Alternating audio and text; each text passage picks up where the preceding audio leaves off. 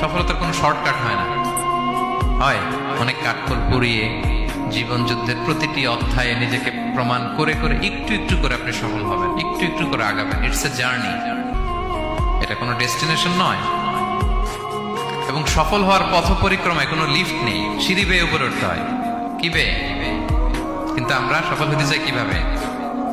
Direct 100 তলা, এই তো আমি সফল, উপরে, সবার উপরে আমি, এইভাবে চাই সফলতাটা। সবার উপরে উঠে যাব, গোল্ড মেডেল গলায় পরাই দিবে, আমরা সাকসেসফুল না।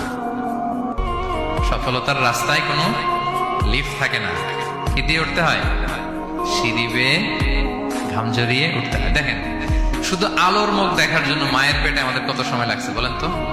জাস্ট একটু লাইট, হ্যাঁ, 9 মাস 10 মাস সময় লাগছে শুধু একটু আলো দেখবো আমরা। একটু আলোর মুখ দেখার জন্য আমার লাগছে 9 মাস। আর এখানে আমরা শর্টকাট খুঁজি, খালি কি খুঁজি? সফলতার কোনো শর্টকাট নেই। অল্প এফোর্টে যারা সফল হতে চায় এরা কোনোদিন সফল হয় না। ইউসুফ আলাইহিস সালামের জীবনীটা